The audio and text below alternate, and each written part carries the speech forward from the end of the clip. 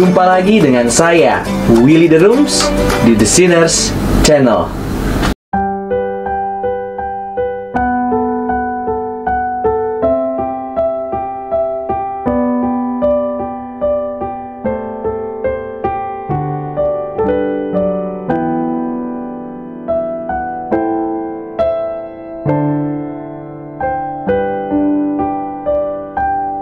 Bunyi bel dan lonceng yang memberitakan bahwa di kota Daud Kristus telah lahir.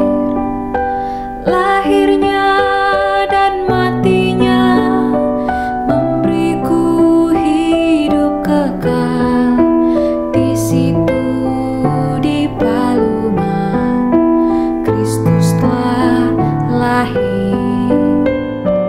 Allah utus anaknya lahir bagi manusia, rela datang ke dunia memberikan hidup kekalnya. Bunyi bel dan lonceng yang memberitakan bahwa Dia telah lahir, kini tetap hiduplah.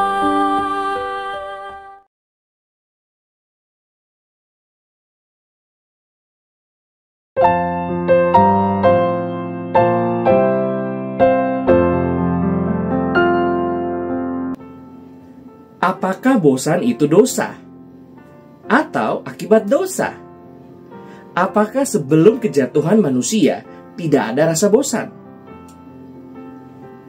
Ini sebuah pertanyaan yang belum pernah saya dapatkan. Interesting ya? Saya belum pernah dengar sebelumnya ada yang mengatakan kebosanan itu dosa. Saya bisa meresponnya begini. Secara logika harusnya tidak. Contoh paling gampang. Misalnya saudara suruh antri bikin paspor, lalu saudara bosan rasanya menunggu giliran. Itu sudah pasti bukan dosa kayaknya. Contoh yang lain, suami istri sedang mengambil program bayi tabung. Menunggu dokternya itu gila-gilaan. Bisa jadi disuruh datang jam sekian, lalu ketemunya baru 3 jam kemudian. 3 jam menunggu, itu pasti sudah bosan. Tapi saya cukup yakin itu bukan dosa. Jadi, secara logika, kayaknya bosan itu bukan dosa.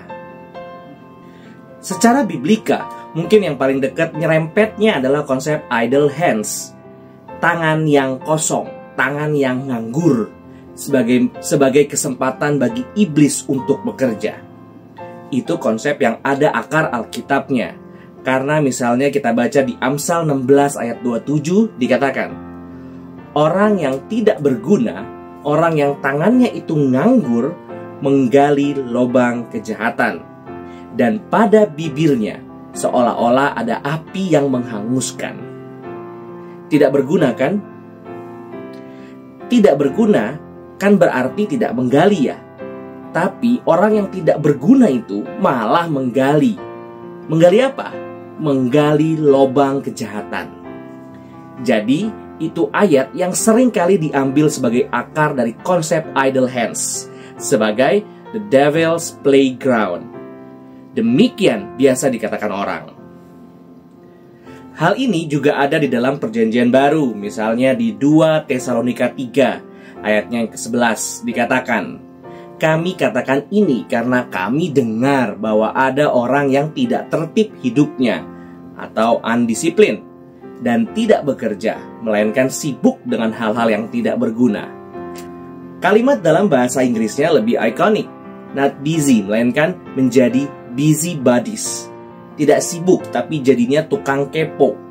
Lalu ada juga di 1 Timotius 5 ayat 13. Jadi kayaknya Paulus menghadapi ini bukan hanya di satu tempat.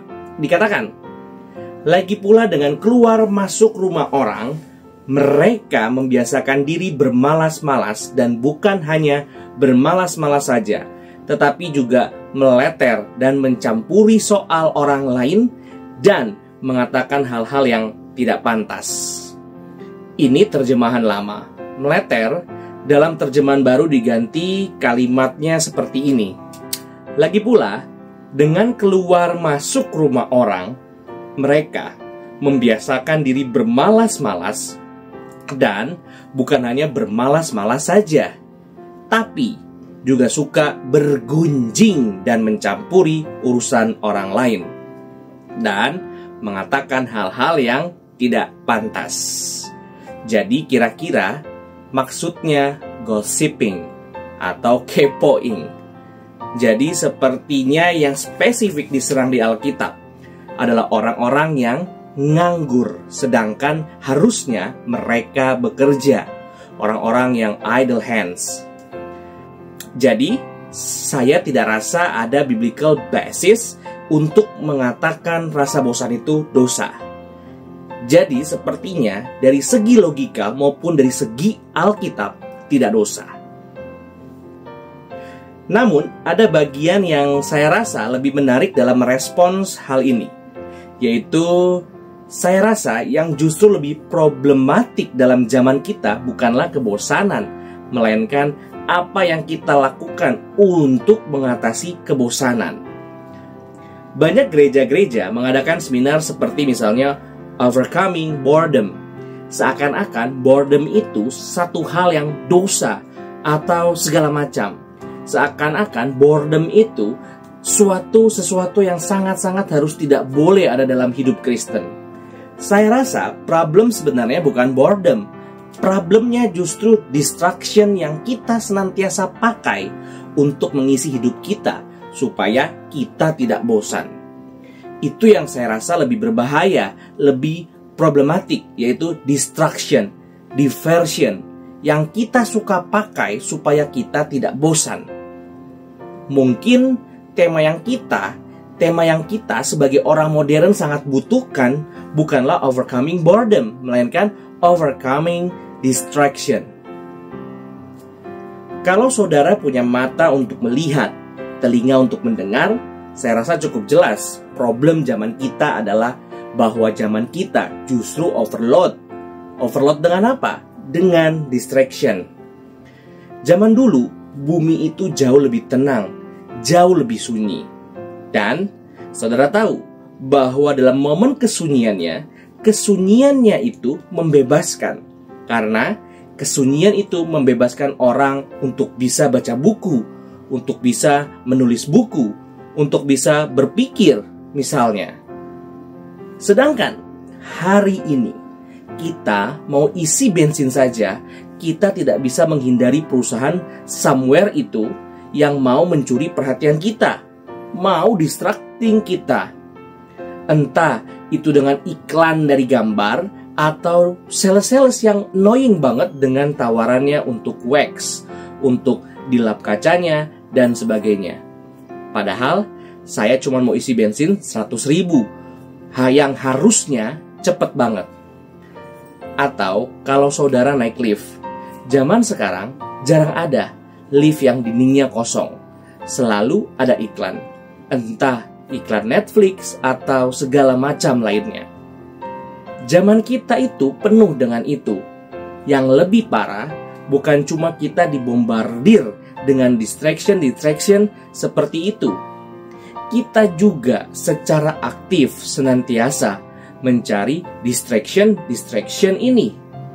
Hari ini, semua orang bawa di kantong mereka masing-masing alat yang menjanjikan aliran yang tidak pernah berhenti itu.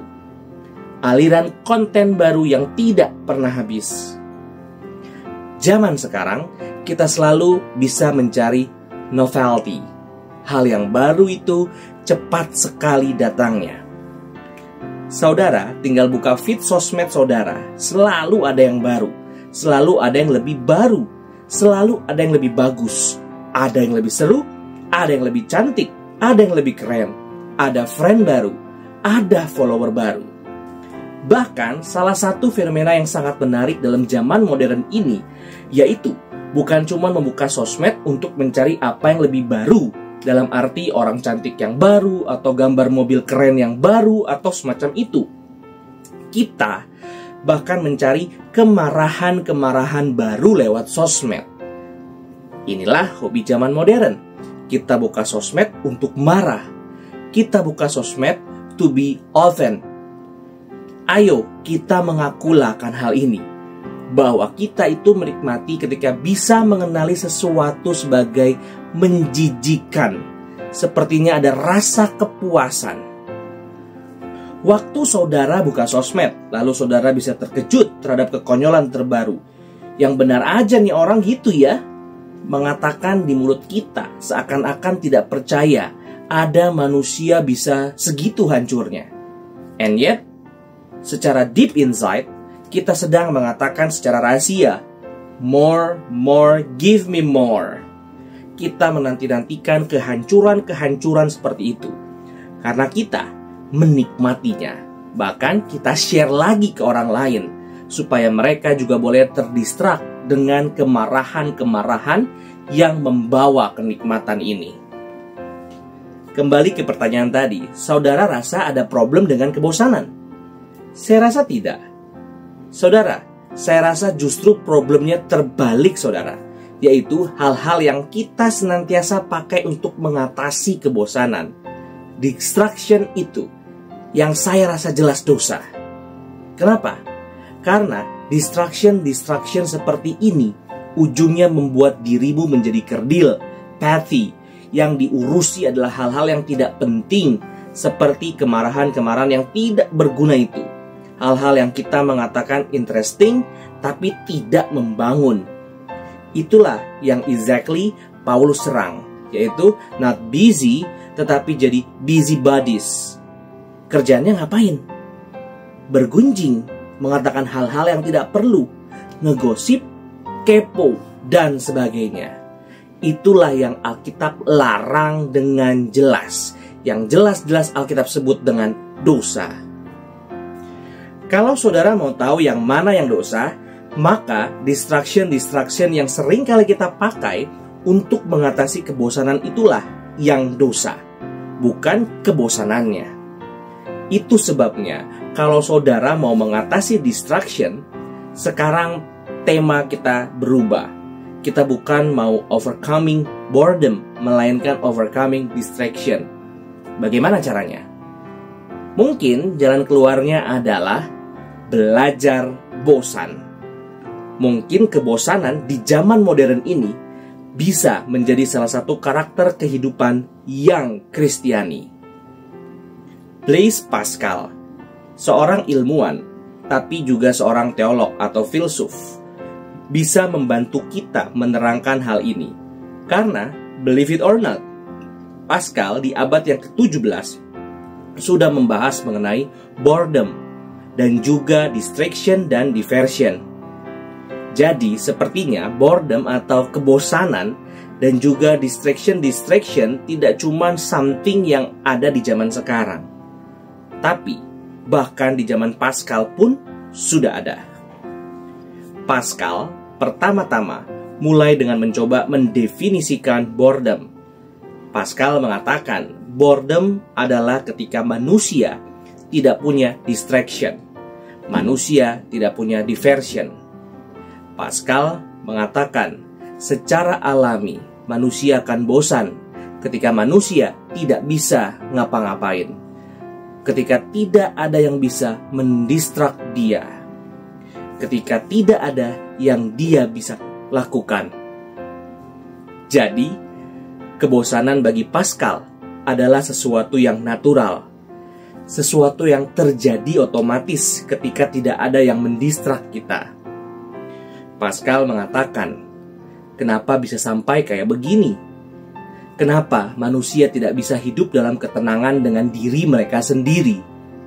Kenapa ketika mereka tidak ada hal yang lain, lalu cuman berhadapan dengan diri mereka sendiri, maka mereka tidak bisa beristirahat dalam situasi seperti itu?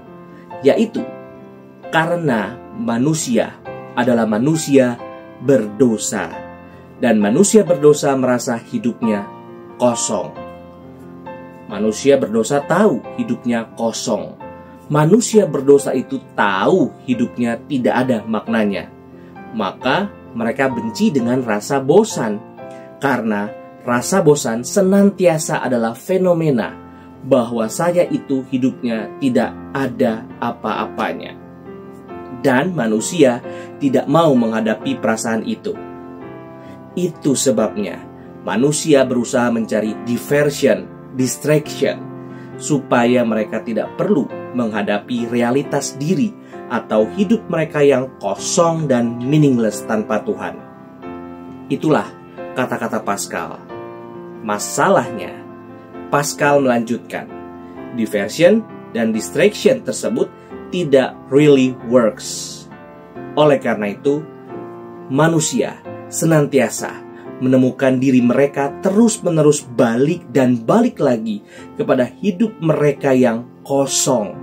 Dan itu yang menyebabkan mereka senantiasa berusaha mencari distraction dan diversion yang lain lagi.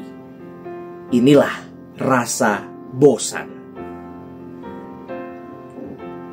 Ngomong-ngomong, inilah sebabnya kita belajar pemikiran-pemikiran orang-orang besar pada zaman dulu. Karena pemikiran-pemikiran yang agung itu bertahan, relevan di zaman kita sekarang. Saudara kaget dengar Pascal mengatakan kayak begini. Kita merasa ini jauh lebih illuminating dibandingkan banyak orang zaman sekarang mengatakan mengenai kondisi zaman sekarang. Jadi, kalau saudara bosan, saudara boleh membaca tulisan-tulisan mereka, atau at least baca tulisan mengenai mereka. Itu salah satu caranya mengatasi kebosanan dengan lebih positif. James Smith, seorang filsuf zaman sekarang, lalu melanjutkan, berdasarkan tulisan Pascal tersebut, James Smith mengatakan, "Hai orang tua modern, didiklah anakmu untuk bosan." Jadi, saudara harus belajar membiasakan dari kecil anak-anakmu untuk bosan. Kenapa? Pascal mengatakan, karena di dalam masa bosan, kita cuma ada diri kita sendiri. Kita menghadapi realitas bahwa hidup kita kosong. Maka, waktu orang bosan, itulah masa di mana orang mulai bertanya pertanyaan-pertanyaan dasar mengenai kehidupan. Pertanyaan-pertanyaan yang paling penting mengenai kehidupan. Waktu bosan, orang mulai bertanya, kenapa hidupku terasa kosong? Kenapa hidupku seperti meaningless? Dari situ, lalu mulai beralih ke pertanyaan, untuk apa aku ada di sini? Lalu mulai beralih ke pertanyaan, apa tujuan hidup manusia? Saudara, pertanyaan-pertanyaan itu muncul dari mana? Dari rasa bosan. Pertanyaan Katekismus Westminster yang pertama, apa tujuan hidup manusia? Dan jawabannya, menikmati dan memuliakan Tuhan. Itu tidak akan keluar jika tidak ada kebosanan. Saudara, bayangkan kenapa James Smith mengatakan orang tua modern, didiklah anakmu untuk bosan.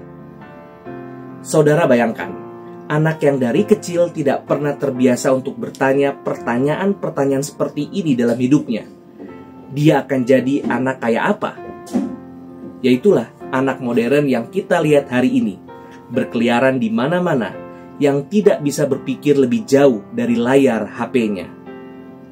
Inilah yang Pascal katakan, bahwa kita manusia sesungguhnya tidak mau menjawab pertanyaan-pertanyaan besar ini, karena kita merasa tidak punya jawabannya, kalau kita tidak di dalam Tuhan. Itulah sebabnya manusia berusaha untuk memenuhi hidup mereka dengan distraction.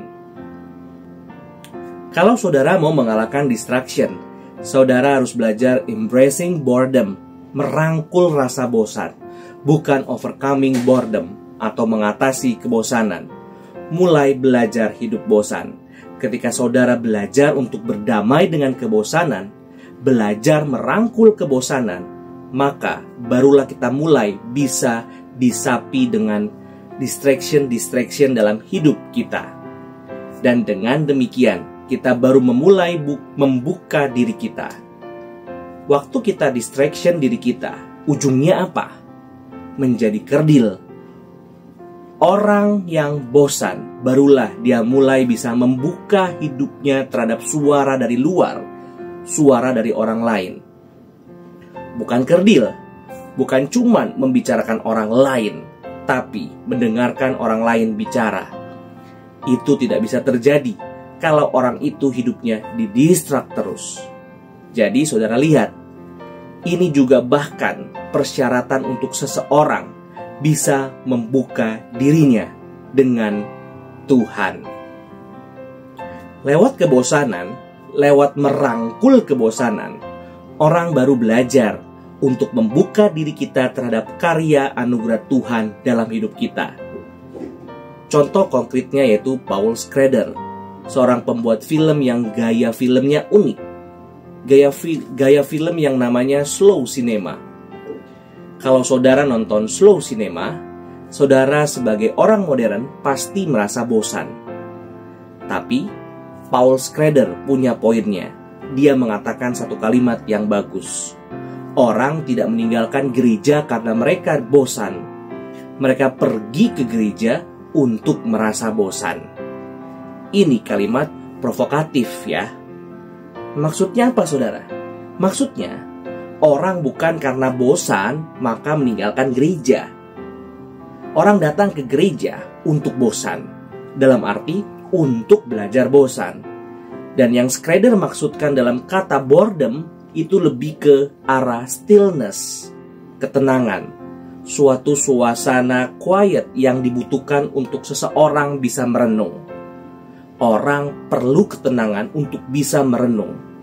Orang perlu waktu teduh untuk bisa merenung. Saudara tahu, merenung itu dibutuhkan untuk bisa ada reference, sikap hormat, dan sikap hormat itu dibutuhkan kalau saudara mau mendengar.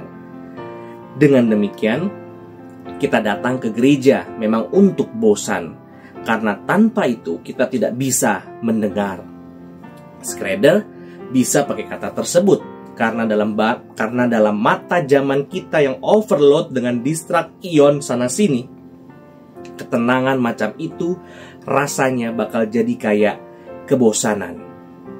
Ini kalimat provokatif. Saudara jangan salah mengerti. Inilah exactly sebabnya kita perlu belajar bosan. Kenapa gereja tidak terlalu tertarik untuk memberikan saudara entertainment? Setidaknya karena ini, gereja yang masih bertanggung jawab. Gereja tidak takut untuk membosankan jemaat-jemaatnya. Saya rasa itulah gereja yang sejati. Karena kebosanan bagi orang-orang modern seperti kita ini bukan dosa, tapi mungkin sesuatu hal yang kita perlu minta dari Tuhan, supaya kita bisa belajar mendengar Dia dalam kehidupan kita. Terima kasih, Tuhan Yesus memberkati.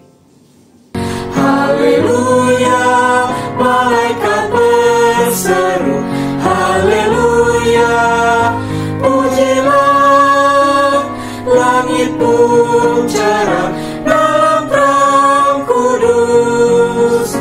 Harilah